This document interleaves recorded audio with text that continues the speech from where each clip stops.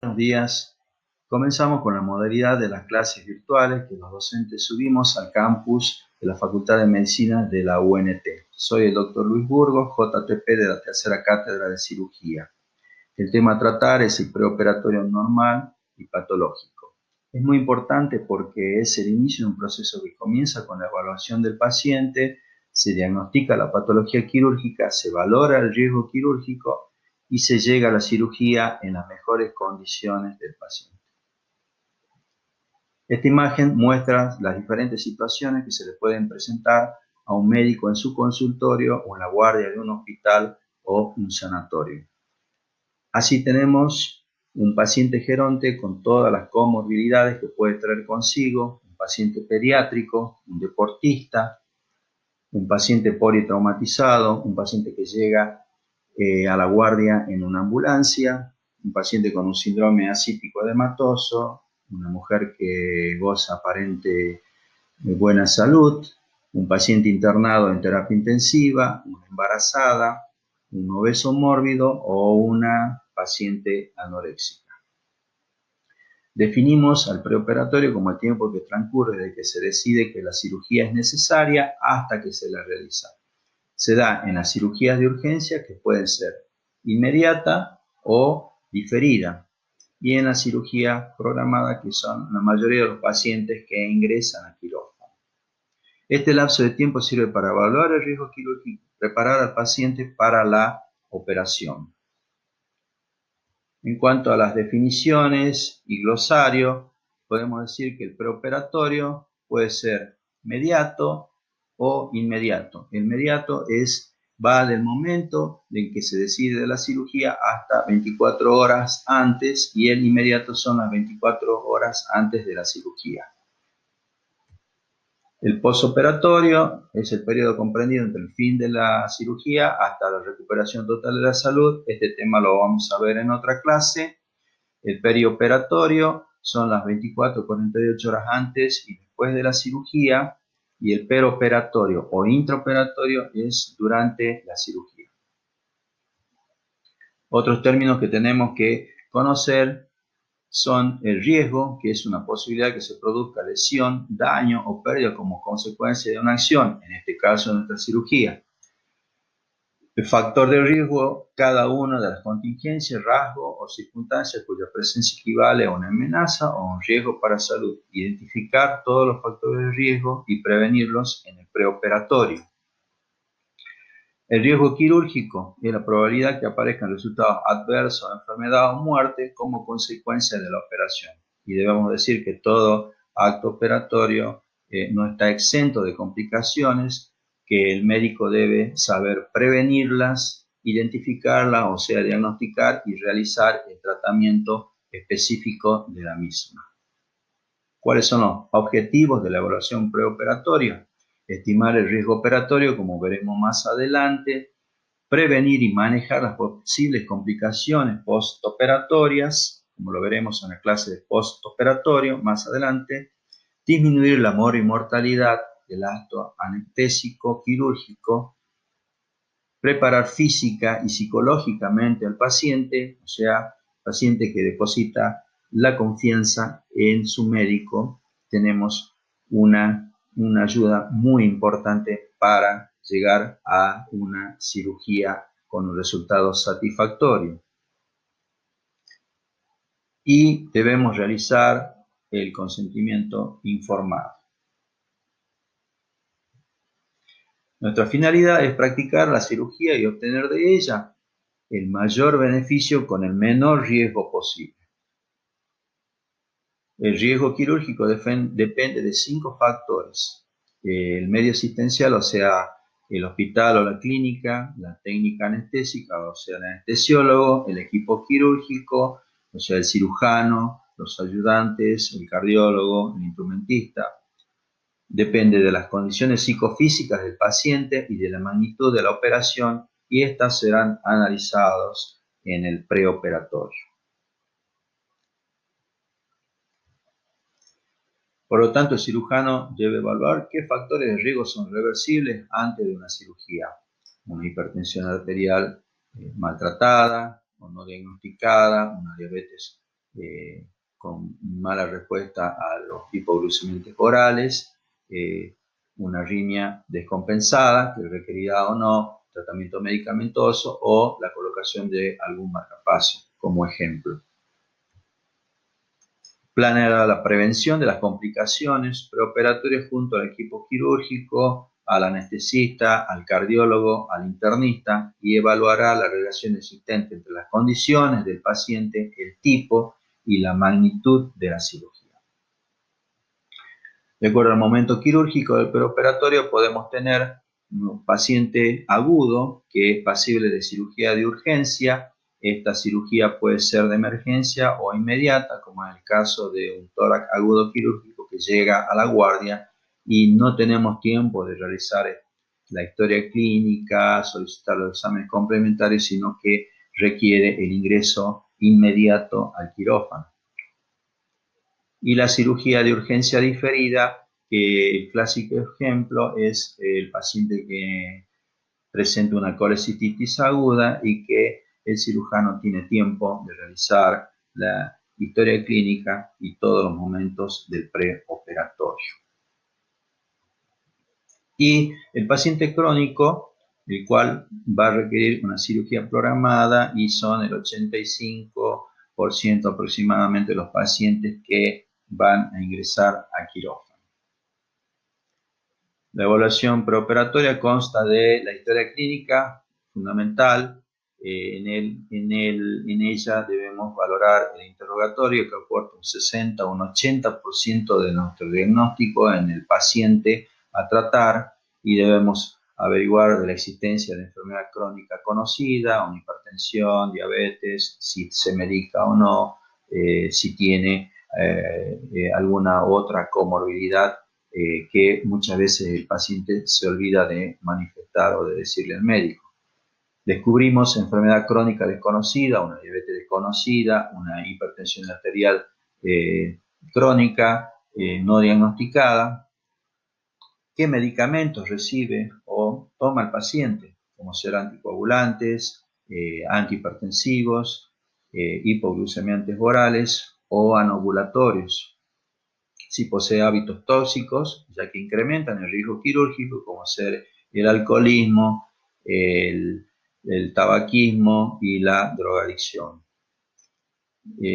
También debemos preguntar si el paciente tiene alergias medicamentosas, antibióticos, analgésicos o antiinflamatorios. Además, preguntar sobre las cirugías previas, histerectomía, apendicectomías, cirugía de varices, etc. Además, averiguamos sobre el ayuno del paciente, que son 4 horas para líquido y 6 horas para sólido. Además, se debe valorar la higiene personal del paciente y el rasurado del paciente ya se ha dejado de lado. En cuanto al examen físico, debe ser cuidadoso, sistema por sistema, y nos aporta un 20% aproximadamente en el diagnóstico de la patología de nuestro paciente y dando especial importancia a la valoración del estado nutricional del mismo. Luego vienen los estudios complementarios que aportan un 5% en el diagnóstico de la patología de nuestro paciente y corresponden a los estudios complementarios del preoperatorio y de la patología propiamente dicha a tratar. Y no nos olvidemos de realizar el consentimiento informado. ¿Qué estudios complementarios podemos solicitar en el preoperatorio? Tenemos los análisis clínicos como el hemograma, glucemia, urea, creatinina, etc. Y hoy en día, en tiempo de pandemia de COVID-19, podemos solicitar la PCR específica en caso de contar con ella en los hospitales o en los medios privados. Se puede solicitar además una radiografía de tórax con evaluación funcional respiratoria, como lo veremos más adelante, y en tiempo de pandemia por COVID-19 la tomografía de tórax se debe realizar para evaluar si el paciente tuvo contacto con el virus antes de la cirugía. En cuanto a luego solicitamos exámenes particulares de la patología a tratar y la evaluación clínica cardiovascular con electrocardiograma, como veremos más adelante. Este es un cuadro que muestra los exámenes complementarios de acuerdo al rango etario. Así tenemos los pacientes menores de 40 años, solicitamos un hemograma y una glucemia y el test del embarazo en las mujeres. En los pacientes entre 40 y 60 se le agrega un electrocardiograma y el test de embarazo en las mujeres en edad fértil, y en los mayores de 60 años se le agrega la función renal, el ionograma y la radiografía de tórax. En cuanto al hemograma, podemos decir que ante la presencia de una hemoglobina menor de 6 a 8 gramos, esta se asocia a una mayor mortalidad postoperatoria y tiene indicación de transfusión de sangre en el preoperatorio. Los pacientes con hematocrito mayor a 50 son susceptibles de complicaciones trombóticas en el postoperatorio, y en caso de cirugía programada debe investigarse siempre el origen de la anemia. A quienes solicito la prueba de coagulación: a los pacientes con hepatopatías crónicas, a los pacientes que tienen historia personal o familiar de sangrado, petequias o hematomas, a los síndromes malabsortivos, a los renales crónicos, a los pacientes desnutridos, a los anticoagulados, a los pacientes que van a requerir una cirugía mayor, a los pacientes que tienen un sangrado activo con necesidad de transfusión, como por ejemplo una hemorragia digestiva que está en la guardia. Hemos dicho que el electrocardiograma no siempre está indicado en los pacientes mayores de 40 años, en los pacientes con enfermedades sistémicas como la diabetes, la hipertensión, en las colagenopatías, la obesidad, y en los pacientes que van a requerir una cirugía cardiopulmonar. ¿Cómo se solicita el electrocardiograma? Examen clínico cardiovascular con electrocardiograma preoperatorio es lo que se debe solicitar al paciente en el preoperatorio. En cuanto a la evaluación respiratoria, podemos decir que las radiografías de tórax en general se muestran anormales en un bajo porcentaje de un 0,3%, y se las pide cuando hay antecedentes o indicios de patología respiratoria, por necesidades diagnósticas del aparato pulmonar, en los pacientes mayores de 60 años por prevalencia de patología cardiopulmonar, y decimos que la radiografía de tórax es anormal en un 30% de los pacientes mayores de 60. En las cirugías torácicas, y cómo se pide la evaluación respiratoria: evaluación funcional respiratoria, gases en sangre, en arterial, espirometría, y esto dependerá del criterio del especialista, que en este caso es el neumonólogo. La nutrición y cirugía es muy importante, ya que el paciente con una desnutrición calórico-proteica está asociada a un retraso en la cicatrización, con un aumento en el porcentaje de fístulas y evisceraciones. Hay un aumento de las infecciones en el postoperatorio, por lo que hay una prolongación en la internación y por lo tanto una mayor mortalidad postoperatoria. La cirugía aumenta demandas nutricionales por dos motivos. Uno, porque el paciente no puede comer debido a la cirugía, y luego hay una anorexia en el postoperatorio. Y en segundo lugar, la operación produce una respuesta de injuria con balance nitrogenado negativo que es mayor si se infecta, y esto lleva al paciente a un estado catabólico. ¿Cómo investigamos el estado nutricional del paciente? Evaluando el índice de masa corporal, que es el peso sobre el cuadrado de la talla. Evaluamos la masa muscular, el tejido adiposo subcutáneo, como lo hago la adiposa de Bichat, si el paciente tiene un síndrome ascítico edematoso, si evaluamos el pliegue cutáneo, el perímetro muscular braquial, el perímetro de la cintura, pedimos laboratorios, dentro de ella evaluamos la albúmina, el recuento linfocitario y el nitrógeno ureico proteico. Durante la hospitalización siempre se debe controlar la nutrición, el estado nutricional de los pacientes, más si se prolonga los tiempos de internación. La terapéutica nutricional se la debe aplicar cuando es necesaria y debemos saber que existen dos formas de nutrir al paciente, por nutrición enteral o parenteral, y debemos conocer las indicaciones y manejo de sus complicaciones. En cuanto a la edad, como factor de riesgo, decimos que los pacientes mayores de 65 años tienen una mortalidad, aumenta la mortalidad operatoria. En la urgencia llega hasta un 20% y en las cirugías programadas a un 6%. ¿Por qué hay un aumento de los factores de riesgo? Porque hay una disminución de la capacidad de respuesta inmunológica debido al estrés quirúrgico, desciende la capacidad respiratoria, disminuye la función renal con menor eliminación de sustancias tóxicas y las drogas, y debido a las patologías preexistentes de los pacientes gerontes. La edad por sí sola no es contraindicación de cirugía.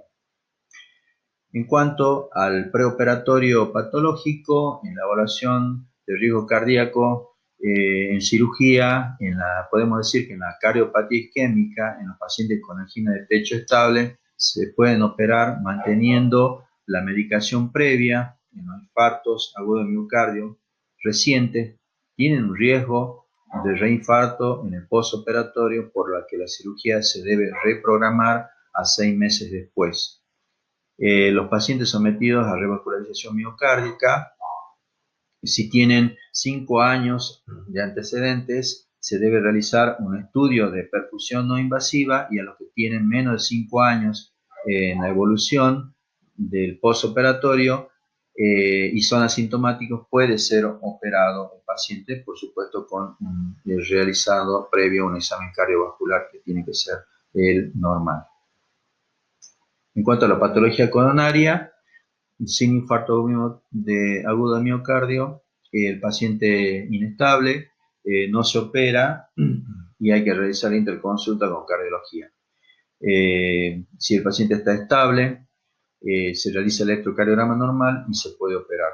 Los pacientes que tienen antecedentes de infarto o de revascularización miocárdica, si tiene menos de 6 meses, esperar, no se opera, y los pacientes que tienen más de 6 meses en su evolución y no tienen cambios en el electrocardiograma pueden operarse. En cuanto a la insuficiencia cardíaca, grado 1 y grado 2, se debe realizar un examen cardiovascular con el electrocardiograma. Si es normal, va a la cirugía, y el grado 2, grado 3 y 4 se debe realizar una interconsulta con cardiología. En cuanto a la hipertensión arterial, hay un riesgo aumentado cuando las cifras diastólicas superan los 110 milímetros de mercurio, principalmente durante la inducción y la recuperación anestésica. Ante un paciente con una hipertensión arterial estable, tratada, con buena respuesta al tratamiento, se debe realizar un electrocardiograma, si el cual es normal, se puede operar. En paciente con hipertensión arterial desconocida, maltratada o descompensada, debemos realizar la interconsulta con clínica médica, con cardiología, y valorar el estado del paciente. Debemos decir que en la crisis de hipertensión arterial, los pacientes en general van a internarse en terapia intensiva y requieren el tratamiento de nitrocrusato de sodio endovenoso. Otras cardiopatías a tener en cuenta son las arritmias cardíacas que requieren marcapaso. Es importante saberlo debido a que durante el acto operatorio se puede usar el electrobisturí o algún aparato con fuente de energía que puede alterar el ritmo del marcapaso durante la cirugía. Y en los pacientes valvulares o que tienen recambios valvulares, no olvidarse de realizar la antibiótico-terapia profiláctica. En cuanto a la hipertensión, las conclusiones son: con los pacientes con diastólica menor a 110 y 170 pueden ser operados sin necesidad de bajar bruscamente la presión arterial. Si los valores son mayores a 170 110 milímetros de mercurio, es preferible diferir la cirugía hasta estabilizarla. Recordar que el uso enérgico de los hipotensores predispone a mayor labilidad del paciente, en especial durante la inducción o la recuperación anestésica. En cuanto a la evaluación respiratoria prequirúrgica, un correcto interrogatorio y un examen físico determinará la necesidad de realizar otras evaluaciones como ser una radiografía de tórax, examen funcional respiratorio, espirometría o determinación de los gases en sangre arterial. Estos están indicados en enfermedades pulmonares como el asma, la EPOC, la bronquitis crónica o la apnea del sueño, y en las enfermedades no pulmonares como los pacientes que van a ser sometidos a cirugía torácica y del abdomen superior como en las grandes penetraciones. Esto depende de la anestesia, de la edad del paciente y si tiene obesidad.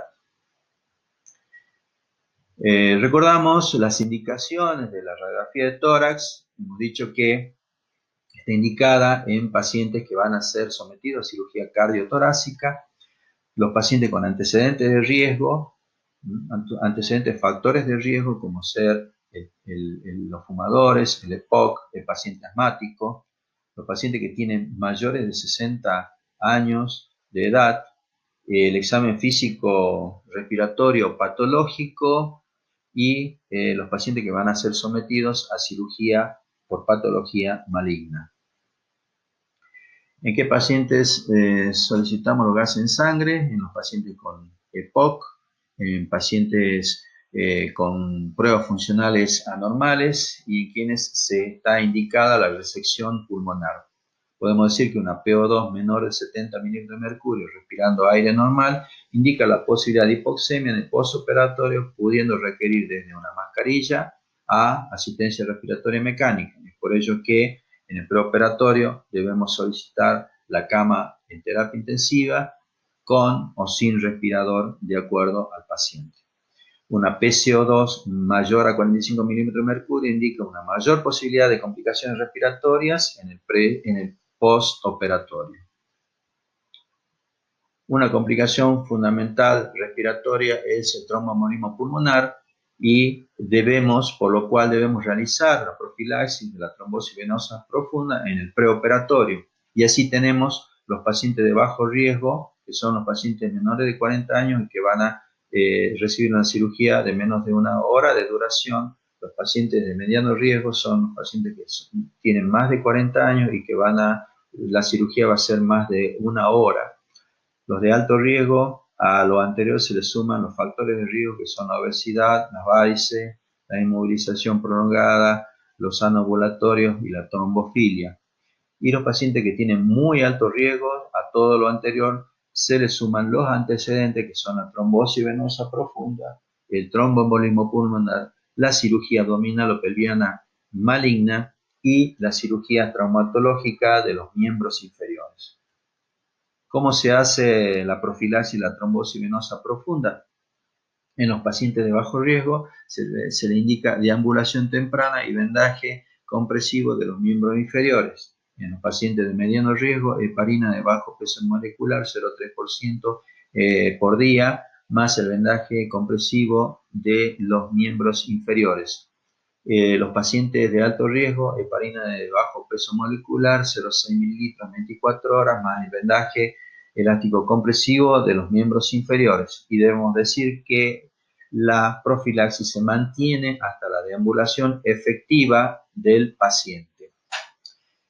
En cuanto a la evaluación preoperatoria renal, decimos que las complicaciones en pacientes con insuficiencia renal aguda o crónica se deben a que hay una imposibilidad de regular los líquidos y electrolitos y de excretar los productos nitrogenados, hay un aumento de infecciones por desnutrición y estos pacientes tienen alteraciones inmunológicas porque son inmunocomprometidos y hay un déficit en la cicatrización, lo que pueden dar aparición a complicaciones en el postoperatorio, como ser las evisceraciones y las fístulas en el tubo digestivo.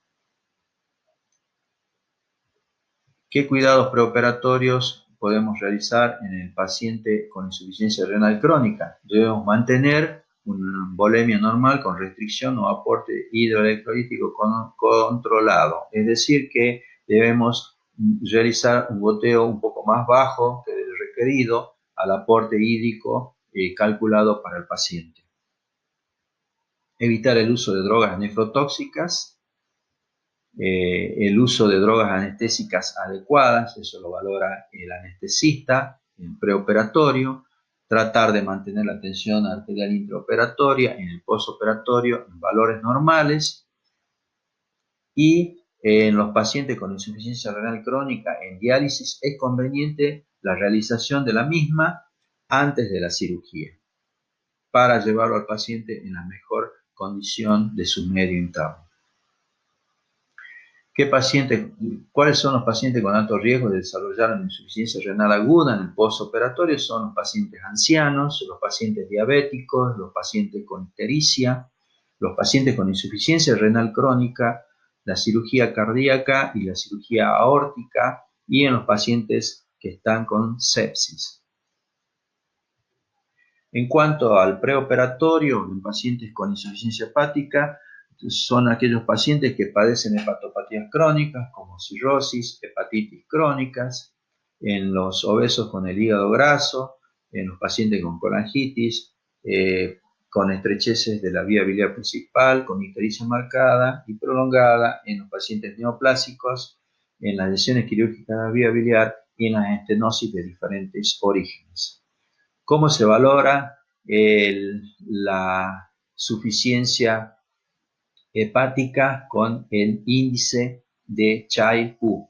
Así tenemos los pacientes del grupo A, se pueden operar y ellos tienen una mortalidad del 10%. Los pacientes Child-B requieren una evaluación de la suficiencia hepática preoperatoria y en ellos debemos saber que hay una mortalidad hasta un 30%. Y los Child B no se operan debido a la mortalidad elevada superior a un 80% de los casos. Como en la insuficiencia hepática, el laboratorio de estos pacientes nos puede mostrar una bilirrubina mayor de 2 miligramos por ciento, pero que el paciente no tiene obstrucción de la vía biliar. En caso de que se opera, puede el paciente no tener complicaciones. En los pacientes que tienen más de 5 miligramos por ciento, el paciente que va a llegar a cirugía y se opera puede tener un pronóstico debido a las complicaciones que pueden haber. Y en los pacientes con mayor de 20 miligramos por ciento hay que proceder primero a la descompresión de la vía biliar y recién operar. En estos pacientes existe un alto riesgo de insuficiencia hepatorrenal. Estos pacientes tienen GOT y GPT elevados, fosfatasa alcalina alterada, colinesterasa también alterada, albúmina disminuida, menor de 3 gramos por decilitro, y los tiempos de concentración de la protrombina también están alterados.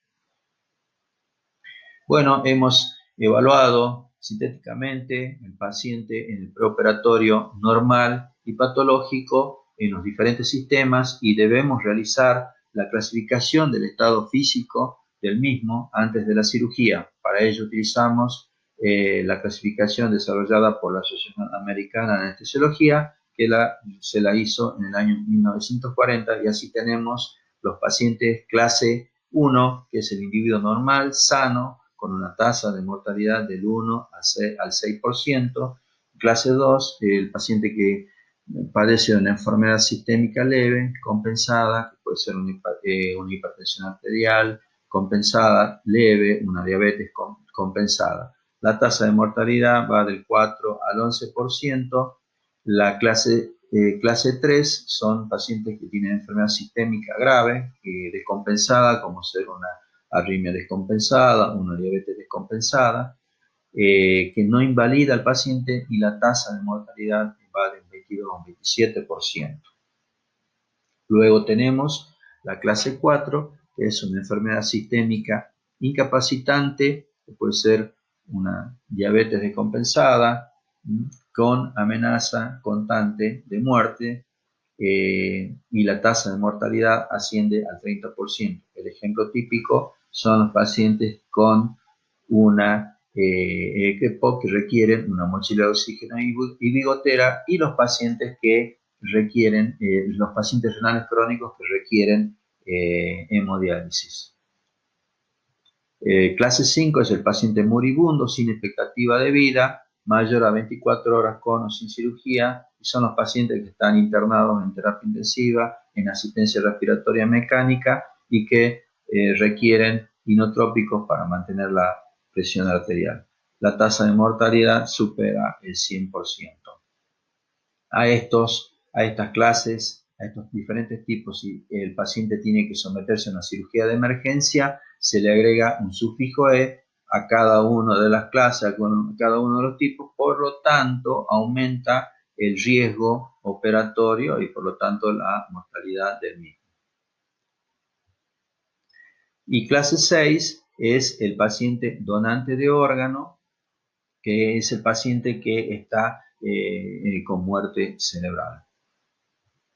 Otras clasificaciones que valoran el estado físico son la clasificación funcional de reserva pulmonar Ricky-John, clase 1 y 4, que es muy usada por los anestesiólogos, y en caso también tenemos la valoración cardiopulmonar de Siegel y Cohn.